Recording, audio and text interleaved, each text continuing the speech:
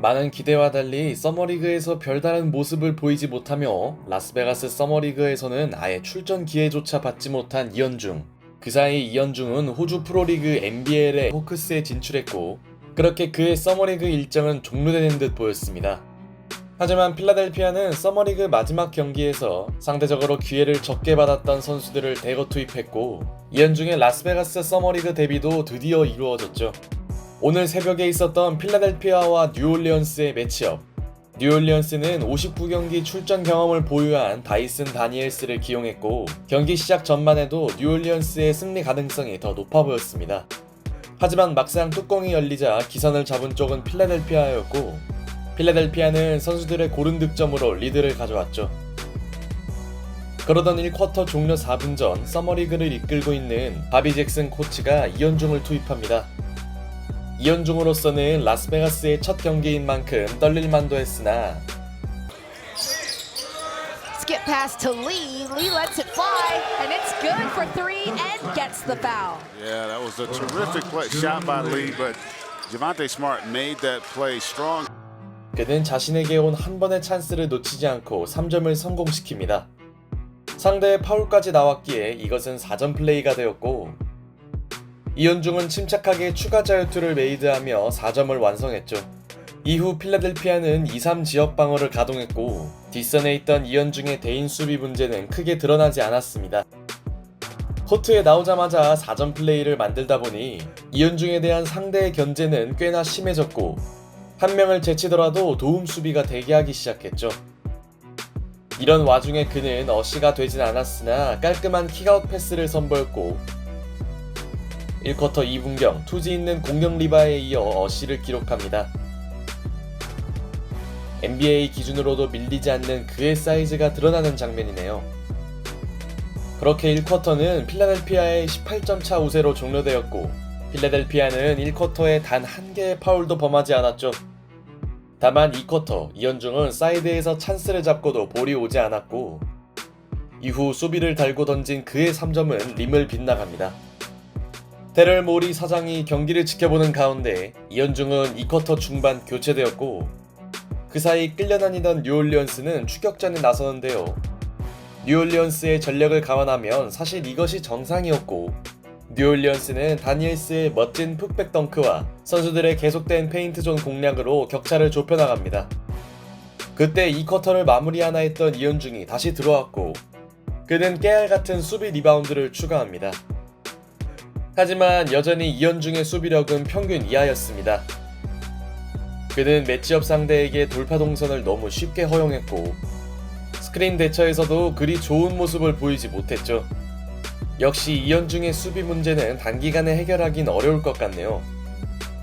일단 필라델피아가 리드를 지킨 채 끝난 전반전.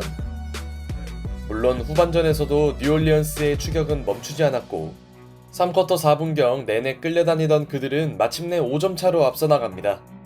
필라델피아로선 경기 시작 이후 가장 큰 위기를 맞은 셈이었죠. 이런 시점에 이현중이 경기에 투입되었고 두 팀의 경기는 원포제션 이내 접전이 진행되었습니다. 여전히 이현중에게는 그리 많은 볼이 들어오지 않았으나 쿼터 막판 그는 꽤나 전투적인 리바운드를 건져내었고 Let Brooks gather and finish up top. Nice ball fake. Lee with the shot fake, then bucket.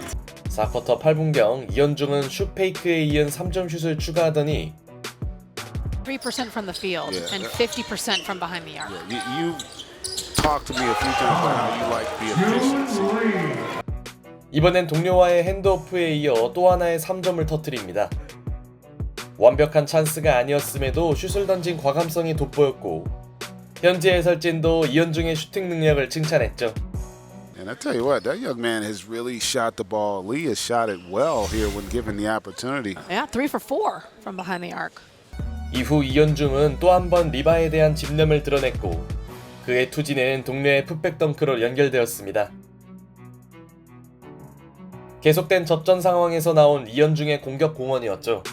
그렇게 필라델피아는 한 차례 위기에서 벗어났고 이현중은 종료 3분을 남기고 벤치로 들어갑니다. 필라델피아는 어렵게나마 리드를 지켜내며 승리를 거두었고 이렇게 그들의 서머리그 일정은 종료되었죠.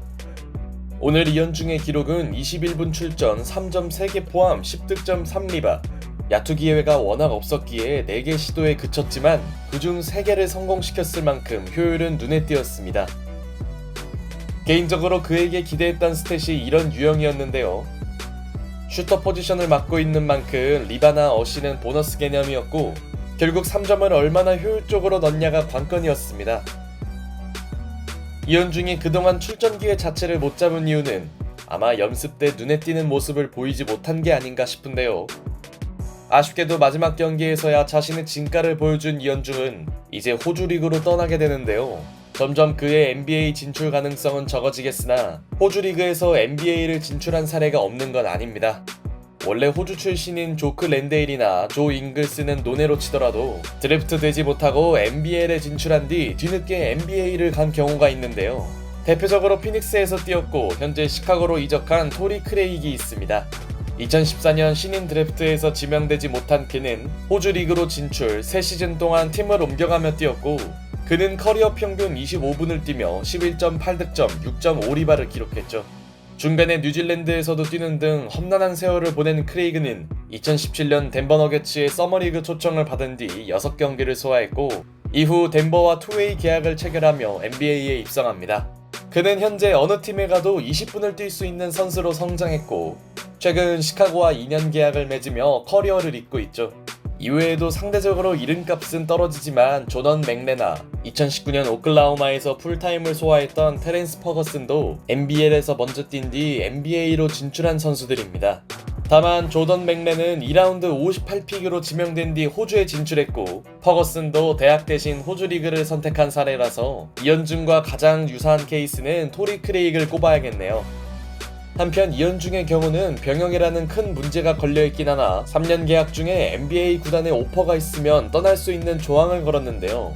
다만 현실적으로 그의 입성 가능성을 올리려면 리그에서의 눈에 띄는 퍼포먼스는 물론 서머리그에 꾸준히 초청받아 기량을 보여줘야 할 겁니다. 개인적으로는 최하위에 그쳤던 호크스의 성적을 이현중이 올려주는 한편 이번 서머리그에서 노출했던 수비 부재를 어떻게든 개선했으면 좋겠습니다. 여전히 꺾이지 않고 있는 이현중의 도전 정신. 결과가 어떻게 되든 한국 농구에서 좀처럼 볼 수 없는 그의 도전을 응원하겠습니다.